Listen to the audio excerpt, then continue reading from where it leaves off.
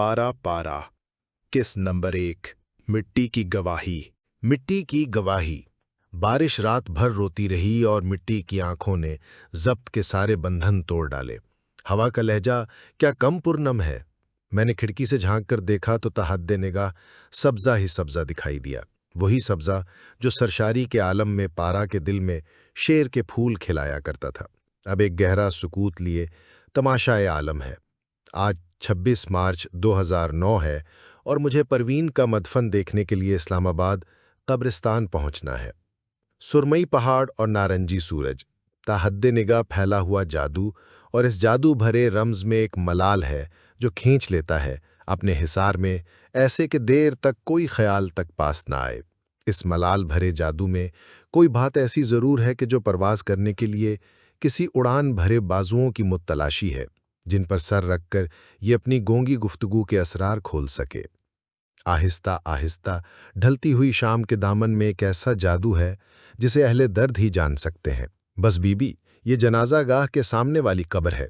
Driver की आवाज़ से मेरे जहन में होने वाली बारिश का जोर कुछ कम हुआ। वो मुसलसल कुछ कह रहा था, मगर मेरा जहन तो अब कभी ना पलटने वाले उस माजी में भटक रहा था कि जिस जिस शाहराह से मैं गुजर रही हूँ, कभी पारा भी उन्हीं रास्तों पर सफ़र करती थी। सफ़र के दौरान कभी कोई ख्याल उसके जहन में उतरता था तो नोटबुक में कलम बंद भी करती जाती थी। क्या हवाएं किसी गुजरे लम्हे को यूं कैद नहीं कर सकती कि जब भी इनमें सांस लेना चाहें तो एक पल में रसाई हासिल कर लें? जिंदगी लाख बेरहम सही, मगर कभी कभी वो भी तो सोचती होगी कि उसकी जद में कैसे कैसे लालो गुहराए। ज़मीन तो फिर भी मेहरबान है कि जो जख्मों से चूर होने वाले मसलूब फूलों को अपने चेहरे से ढक देती है। जिंदगी की सफ़ाकी कि इससे बढ़कर दलील और क्या हो सकती है कि वो आंखें जो अपने प्यारों को देख देख कर सरशार होती हैं, उन्हीं के मदफन तक ले आती है। प्लॉट नंबर 57 और कब्र नंबर 48। बहुत सी कब्रों के दरमियान पारा की अब्दी आरामगाह की शनाख्त है। मैं जिंदगी के इस अजीब रवैये के दरमियान अपनी चाह, खुलूस और सच्चाई का रास्ता तलाशने लगी। बेसाख्ता पारा का वो शेर जहन के किसी दरीचे ने वाह किया, दिल तो चमक सकेगा क्या फिर भी तराश के देख लें। शीशा गराने शहर के हाथ का ये कमाल भी। मैंने महसूस किया पारा की गौर से मोहब्बत बयान नहीं, रवैया है कि नवीद आई। वो मुस्कुराई तो जरूर, मगर उसकी पलकें भीग गईं। जख्मों से चूर चूर होने के बावसफ उसका सर उठा हुआ था। मैंने दुपट्टे के किनारों से कब्र पर जमी गर्द की तह साफ की और इस मिट्टी की खुशबू को अपने अंदर उतरता हुआ महसूस किया। यही वो लम्हा था कि जब इस मिट्टी ने मेरे कदमों को जंजीर किया और न जाने कितने जख्म खुल गए। परवीन शाकिर बिनते सैयद शाकिर हुसैन साकिब, तारीख़ पैदाइश 24 नवंबर 1952, तारीख़ वफ़ात 26 दिसंबर 1994। ये गर्द माहो साल ही न थी, ये लम्हा आगही भी थी जो न जाने कब से मेरे कलम को जुबान देना चाहती थी। पारा पारा इसी लम्हा इनकलाब की देन है। मुजाविर ने अगरबत्तियाँ, फूल और अतर से कब्र को महकाने में मेरी मदद की।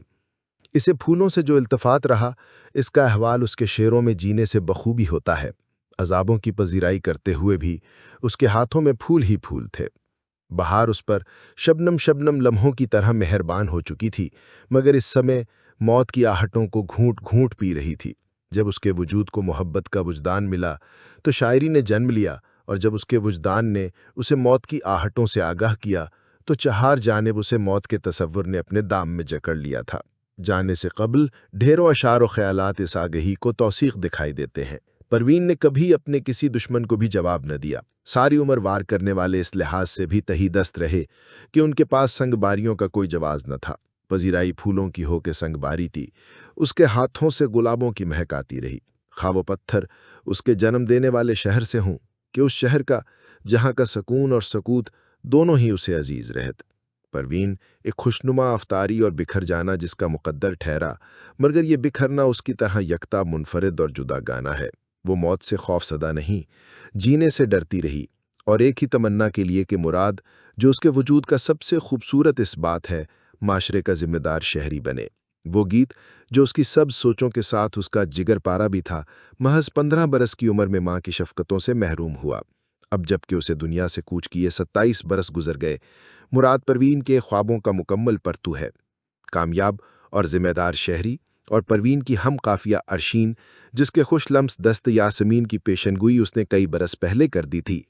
कोई खुश लम्स दस्त यासमीन आकर गुलाबी रंग हद्दत तेरे हाथों में समो देगा, मेरा दिल तुझको खो देगा, मैं बाकी उम्र तेरा रास्ता तकती रहूंगी, मैं माँ हूं और मेरी किस्मत जुदाई है।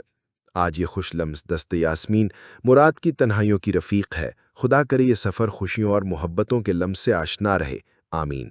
मुराद परवीन का हासिल अजीज़ कि जिसने इसे आबाद किया और उसकी भीगी पलकें मुस्कुरा उठीं, मगर मौत के बेरहम हाथों ने ख्वाब देखने की आदी रज्जगों की मजाज आशना पारा को 26 दिसंबर 1994 की सुबह, जबकि बारिश गुनगुनाने की तैयारी कर रही थी, पारा पारा कर दिया।